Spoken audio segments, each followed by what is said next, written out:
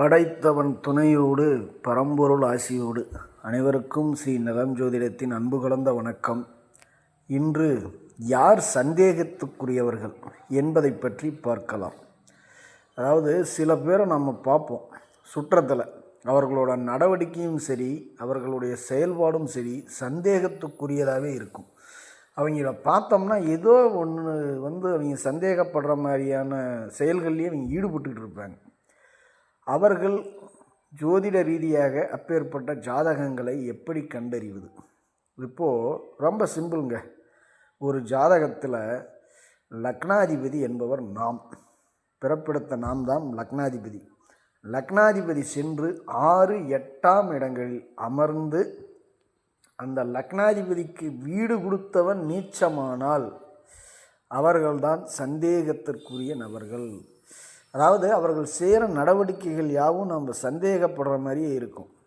இதை ஏன் சொல்கிறேன்னா, அந்த பதிவை நல்லா புரிஞ்சிக்கணும். இது கணவன் மனைவியாக வாழ்கிற வாழ்க்கையில் ரொம்ப இம்பார்ட்டன்ட். ஒரு குடும்ப உறுப்பினராக இருக்கிறவங்க இதை பார்த்து தெரிஞ்சுக்கணும். இப்போ நாம் ஒருத்தர் திருமணம் பண்ணுறோம், இல்லை நம்ம வீட்டில் ஒரு குழந்தைங்க இருக்குது, இல்லை நம்ம குடும்ப உறுப்பினர்கள் யாராவது இருக்கிறாங்க, அவர்களுக்கு இந்த மாதிரி அமைப்புகள் இருந்தால் அவர்கள் பார்த்திங்கன்னா சந்தேகப்படும்படியான நடவடிக்கைகள் அடிக்கடி ஈடுபட்டுக்கிட்டே இருப்பாங்க அவங்க மேலே. நாம் இதெல்லாம் ஜோதிட ரீதியாக தெரிஞ்சுக்கிட்டோம்னா அவங்களுக்கும் நம்மளுக்கும் ஏற்படுற பிரச்சனையின் தாக்கத்தை நம்ம குறைச்சிக்கலாம்.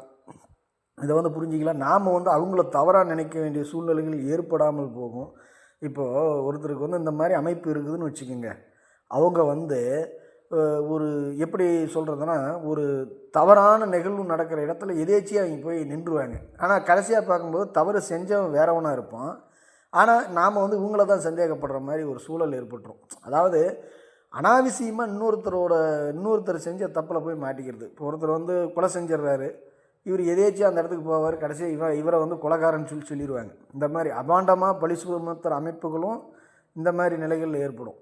ஏன்னா தனிநபர் ஜாதகம் லக்னாதிபதி 6ஆம் 8ஆம் இடத்தில் போய் அமர்ந்து லக்னாதிபதிக்கு வீடு கொடுத்தவன் நீச்சமாகி இருந்தால் மற்றவர்களால் வீண் பழி சுமத்தப்பட்டு தண்டனைக்கு ஆளாவார்கள். அதே மாதிரி நம்ம குடும்ப உறுப்பினர்களால், நம்ம லைஃப் பார்ட்னராக குழந்தைங்களாக இருந்தால் நாமளே தேவையில்லாமல் இங்கே நடவடிக்கையை சந்தேகப்பட்டு நாமளே பிரச்சனையை உருவாக்கி கொள்வோம்.